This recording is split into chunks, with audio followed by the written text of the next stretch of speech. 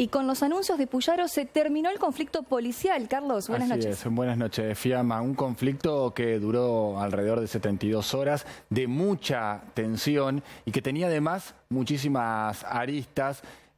Por supuesto que resuelta la más importante, que tenía que ver con el tema del salario. Se resolvió lo demás, se bajó la tensión y se terminó gran parte del conflicto.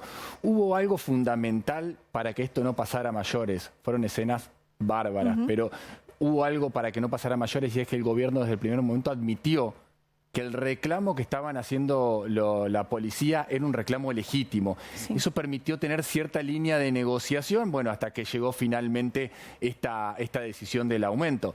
Tendrá que evaluar ahora el gobierno por qué es que llegaron hasta esta situación y si no podían haber cortado antes la situación. Lo que argumentan en gran parte es que no había interlocutores válidos, que eran tantos los reclamos tan diferentes en toda la provincia que, puesto a resolver una cosa, faltaba resolver reclamos de otros lugares. Por supuesto, una noticia que se convirtió en noticia nacional. Lo que me cuentan al respecto del trabajo del gobernador es que se fue a Rosario y que decidió aislarse de todo lo que tiene que ver con medios como los nuestros y también digitales, Twitter y demás, porque dijo, si yo me meto en esa, voy a terminar tomando decisiones amparadas en lo que se está diciendo más que en lo que tengo que hacer. Así que fueron horas de aislamiento para Puyaro hasta llegar a esta resolución. ¿Qué pasó después de los anuncios del gobernador? Te lo mostramos en la siguiente placa. Anoche hubo una reunión con los referentes de la coalición Unidos, de su coalición. Es una reunión que estaba pactada de antemano.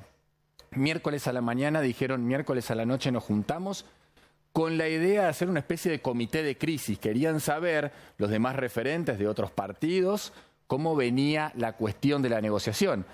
Resuelta la discusión, decidieron reunirse igual en una especie de catarsis, ¿no? Para ver cómo se había trabajado, para ver qué resultado habían obtenido de lo que sucedió. Y esto llamó bastante la atención. Puyaro respaldó primero a los ministros y a varios de los jefes de la policía que estuvieron trabajando en esta cuestión. Sobre todo a la jefa de la policía de la Unidad Regional 1, Margarita Romero, que dicen hizo un muy buen trabajo aquí en la ciudad de Santa Fe.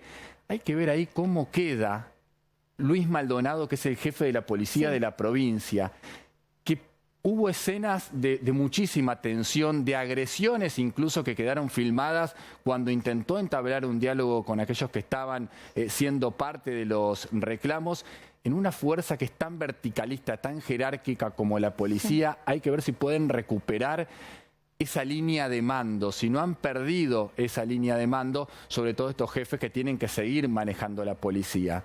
En las últimas horas cambiaron al jefe de la policía de Rosario, que tenía apenas 3 meses, pero atendiendo a lo que sucedió, sacaron a quien estaba en funciones y pusieron a un nuevo jefe, pero de la Unidad Regional de Rosario. Por ahora no hubo más cambios. Y esto pasó aquí en la legislatura. Hoy se tenía que tratar un tema que es importantísimo, que están esperando todos los intendentes, que es la ley de municipios. Por lo que sucedió, tuvieron que postergar varios ministros las reuniones, por ejemplo, una que tenían acá con Poletti y con el presidente del Consejo, con Checho Basile, y hay además varios proyectos que no pudieron consensuar en uno solo, de diferentes partidos políticos. Entonces decidieron que este tema, que es importantísimo, se va a tratar más adelante cuando evidentemente tengan un poco más de tiempo y la agenda también esté preparada para esto. Y por otro lado, el domingo Puyaro abre las sesiones ordinarias de la legislatura. Así es, va a ser un hecho histórico, es la primera vez que las sesiones ordinarias empiezan en febrero y no en mayo como estábamos acostumbrados. Con todo esto que sucedió, recién hoy Maximiliano Puyaro se puso a escribir el discurso que va a dar el domingo.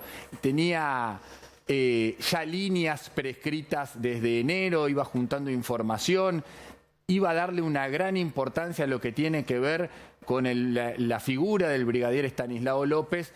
Todo lo que ha sucedido en las últimas horas lo hizo decidirse a que hoy se pusiese a reescribir un discurso que va a tardar más o menos 1 hora el domingo por la mañana. ¿Por qué lo remarco? Porque la idea era hacerlo por la tarde y hacer luego un show parecido al que sucedió en Cosquín con la delegación de Santa Fe. Ajá. Esto fue suspendido todavía antes del conflicto policial por cuestiones meteorológicas. Vieron que el domingo probablemente iba a llover, así que decidieron no armar el escenario que iban a poner en la Plaza de la Legislatura. De todas maneras, no está el contexto para hacer esto, así que finalmente el discurso va a ser por la mañana. Hoy ya tenemos las mismas autoridades de Cámara que teníamos hasta ahora. El domingo, previo al discurso de Puyaro, va a haber sesiones muy cortitas de senadores y de diputados para darle formalmente el inicio a las sesiones ordinarias. Serán las mismas, les decía, las autoridades de la legislatura. Clara García sigue en diputados, Felipe Mikling sigue como presidente provisional del Senado, con una particularidad. Como ya no tenemos vicegobernadora, es quien sigue a Puyaro en la línea de sucesión. Así que cuando Puyaro no esté presente, será Mikling entonces quien tenga a cargo esta provincia.